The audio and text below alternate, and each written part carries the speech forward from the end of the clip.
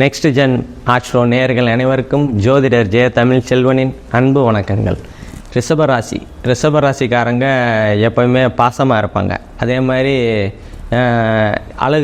அழகுபடுத்திக்கிறதுல ரொம்ப ஆர்வம் கொள்வாங்க. அதே மாதிரி வாசனை திரவியங்கள்லாம் நல்லா பூசிக்கணும், எப்பயுமே சுத்தமாக இருக்கணும், நல்லா வாசனையாக இருக்கணும். அந்த மாதிரி ஏன்னா சுக்கரனோட ராசினால் அந்த மாதிரி தன்மைகள்லாம் இருக்கும்.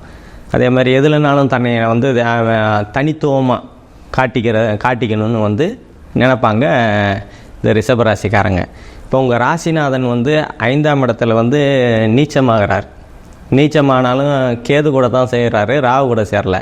அதனால் இன்னொன்று குரு பார்வையும் இருக்குது. அதனால் அந்த நீச்சத்தன்மையெல்லாம் இருக்காது. இதனால் உங்களோட அந்தஸ்து கௌரவம் நல்லாவே இருக்கும், ஒரு குறையும் இருக்காது. மனசஞ்சலங்கள் போன மாதம்லாம் இருந்துட்டு வந்த மனசஞ்சலங்கள்லாம் இப்போ படிப்படியாக குறையக்கூடிய அற்புதமான காலகட்டங்கள் தான் இது. அதே மாதிரி உங்கள் ராசிக்கு 2ஆம் இடத்துல செவ்வாய் இருக்கிறதுனால வாக்கு யாருக்காவது வாக்கு கொடுக்கறதுக்கு முன்னாடி ரொம்ப நல்லா யோசனை பண்ணுங்கள். அதே மாதிரி உங்களுக்கு வாய் துடுக்கா, அதாவது பேச்சில் கோபம், அனல் பறக்கும். இந்த மாதிரி சமயத்தில் செவ்வாயினாலே கோபம், அதை மாதிரி ஆத்திரம், அந்த மாதிரிலாம் வரக்கூடிய தன்மைகள்லாம் இருக்கும். அதே மாதிரி குடும்பத்தில் கணவன் மனைவிக்கிட்டேயே இல்லை குழந்தைகிட்டேயே இல்லை அப்பா அம்மா அந்த மாதிரி குடும்பத்தில் கொஞ்சம் இந்த செவ்வாய் 2ஆம் இடத்துல இருக்கிற இன்னும் ஒரு 40 நாள் இருப்பார். இந்த 40 நாள் கொஞ்சம் பார்த்து கொஞ்சம் ஜாக்கிரதையாக வார்த்தைகளை கையாளுறது உங்களுக்கு நல்லாயிருக்கும். அதே மாதிரி உங்களோட 3ஆம் இடம் இயல்பாக இருக்கிறதுனால நீங்கள் உங்கள் தைரியம் நல்லாயிருக்கும். ஏதாவது ஒரு விஷயத்தில் இப்போ ஏதாவது முதலீடு போடணும், இல்லை இந்த காரியத்தை இந்த காலகட்டத்தில் செஞ்சாகணும். அதாவது என்னென்னா ஒரு கல்யாணம், பசங்களுக்கு கல்யாணம் பண்ணி வைக்கணும், அந்த மாதிரி ஒரு காரியங்கள்லாம் எடுத்திங்கன்னா இந்த காலகட்டத்தில் நீங்கள் கண்டிப்பாக ஜெயிக்கக்கூடிய சூழல்கள் தான் இருக்குது. அதே மாதிரி 4ஆம் இடத்துல சூரியன் அங்கே ஆட்சி பலமாக இருக்கிறாரு. தன்னோட நண்பரான புதன் கூட தான் சேர்ந்துருக்கிறாரு.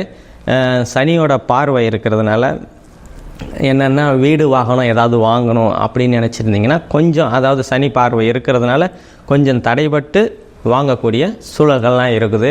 அதே மாதிரி தாய் ஸ்தானம் சொல்லுவாங்க 4ஆம் இடத்தை, அந்த சனி பார்வை இருக்கிறதுனால கொஞ்சம் தாயோட உடல்நிலையில் கொஞ்சம் கவனம் செலுத்துறது கொஞ்சம் நல்லதை தரும்.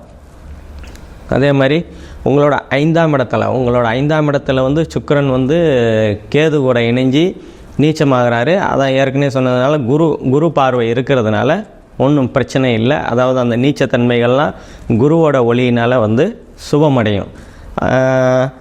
இதனால் உங்களோட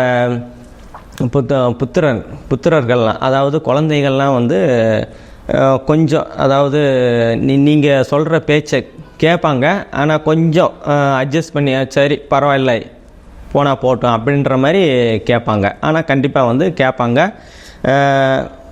உங்களோட 6ஆம் இடம் இயல்பாக இருக்கிறதுனால வேலைகள் வேலைகள்லாம் கொஞ்சம் நல்லாவே போகும். போன மாதம் வேலைகளில் இருந்து வந்த குழப்பங்கள், தொந்தரவுகள்லாம் இந்த மாதங்கள் சரியாகக்கூடிய அற்புதமான காலகட்டங்கள் தான் இது.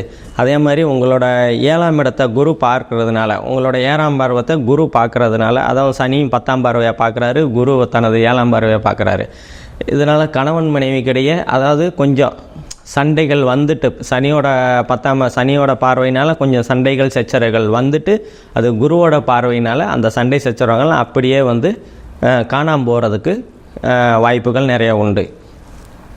அதே மாதிரி உங்களோட 8ஆம் இடத்தை செவ்வாய் பார்க்குறாரு. 8ஆம் இடத்துல செவ்வாய் பார்க்குறதுனால கொஞ்சம் 8ஆம் இடம் தடை தாமதம் அப்படின்னு சொல்லுவாங்க. இப்போ நீங்கள் கல்யாணம் அப்படின்ற மாதிரி ஏதாவது கல்யாணத்துக்கு பொண்ணு பார்த்துட்ருக்கீங்க, இல்லை மாப்பிள்ளை பார்த்துட்டு இருந்தீங்கன்னா இந்த காலகட்டத்தில் ஏன்னா 2ஆம் இடத்துல செவ்வாய், குடும்பஸ்தானத்தில் செவ்வாய், அதே மாதிரி குடும்பம் அமைகிறதுல கொஞ்சம் தடை தாமதம். அதே மாதிரி பொண்ணு கல்யாணத்துக்கு கொஞ்சம் தடை, இன்னும் ஒரு 40 நாள் கழித்து தான் ஏதாவது ஒன்றுனா உங்களுக்கு கை கூடக்கூடிய நல்ல காலகட்டமாக அமையும் உங்களுக்கு. அதே மாதிரி உங்களோட 9ஆம் இடத்தை குரு பார்க்கறதுனால தந்தையினால் அனுகூலங்கள், ஆதாயங்கள், தந்தையால் கிடைக்கக்கூடிய பாக்கியங்கள் எல்லாமே வந்து நல்லாவே இருக்கும். அதாவது தந்தை வழியில் ஏதாவது சொத்து பத்து வந்து வரணும் அப்படின்னு இருந்ததுன்னா இந்த காலகட்டத்தில் வந்து வரக்கூடிய அற்புதமான காலகட்டங்கள் தான் உங்களுக்கு. அதே மாதிரி 10ஆம் இடத்துல வந்து சனி பகவான் இருக்கிறாரு. இது தொழில் ஸ்தானத்தில் இருக்கிறாரு. ஒரு 2 வருஷமாகவே, இப்போ கும்பத்தில் இருந்து 2 வருஷமாகவே வந்து தொழில் வந்து கொஞ்சம் அப்படியே டல்லாக தான் உங்களுக்கு வந்து போய்கிட்டு இருக்குது. அது வந்து இன்னொரு 5-6 மாதங்கள் கழித்து உங்களுக்கு வந்து சரியாகக்கூடிய நல்ல காலகட்டங்கள் தான். அதே மாதிரி 11ஆம் இடத்துல வந்து ராகு இருக்கிறாரு. அவரும் வந்து லாபஸ்தானத்தில் இருக்கார். சனி அதான் தொழில் நல்லா போனால் தானே லாபஸ்தானங்கள் வந்து நல்லா வரும். அதனால் கொஞ்சம் இந்த காலகட்டத்தில் வந்து கொஞ்சம் டல்லாக இருக்கக்கூடிய காலகட்டங்கள் தான்.